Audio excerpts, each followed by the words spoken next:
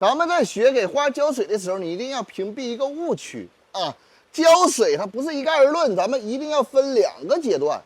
那么第一个阶段是什么？就是你这棵植物刚买到家，或者是刚换完盆啊，你买到这个植物，商家刚给你换完盆。那么这个阶段啊，除了咱们茎干啊，像发财树、茎干、香多肉啊，这个叶片这些植物，像仙人掌，它能够储存一些水分的植物，咱们不用浇多水。一般情况下，前期到家的植物，咱们水要稍微勤一点，你不要等它这个土干啊。为啥啊？因为就是环境变化大。啊，这棵植物从基地啊直发到你家，或者说你到商场，你买完从线下买完，刚给你换完盆的这个植物，它的根系啊，由于快递或者是换盆的原因，它的根系啊，它是丧失一部分极强大的一个吸水能力啊。那么往往咱们家里边什么空气湿度，这时候空气湿度很重要啊，空气湿度低，你叶片散发的水分或者是茎干向外散发的水分，它会变大啊，变大了以后。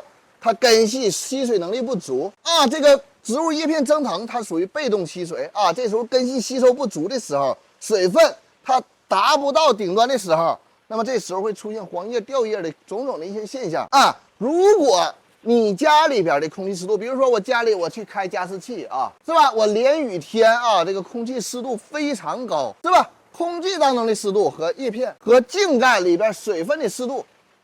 差值比较小的时候，那么咱们可以适当的什么拉长浇水，是吧？这第一个阶段啊，第一个阶段多浇水，它的本质原因在这儿啊，它要看植物茎干和叶片的一个消耗情况啊。那咱们多浇水，那么这个时候土壤当中水大啊，这个水分它虽然不能从土壤当中去抢水，但是水能印到根系里边啊，这叫植物的主动吸水，是吧？它印到里边以后啊，这个水浇到根上以后，它向里边渗透的时候。那么这时候它能够满足一些什么这个茎干或者叶片的一个什么散发量，是吧？这个原理是说咱们到家以后啊，相对来说要勤浇点水，你不能等土干，是吧？到家养护20天1个月左右，它干什么？它发根儿啊，植物长根儿，长根儿就代表什么？土里边存水，这个根儿能从土里边抢到水啊，它能够满足什么叶片的增成量。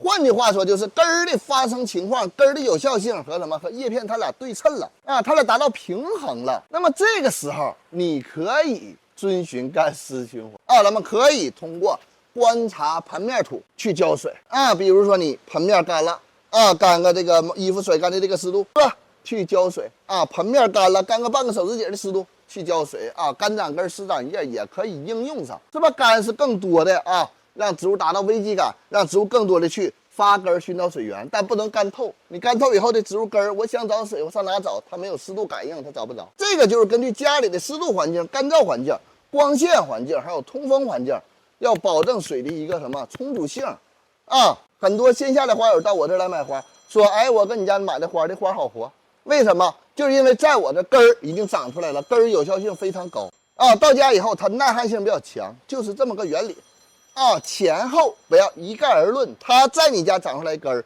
才属于你家，才属于你的植物，它的各项能力它非常 OK 啊，平衡，植物就是平衡啊，叶片的生长情况和根系生长情况的一个平衡，是吧？茎干和叶片水分散发和土壤和根系吸水能力的一个平衡，是吧？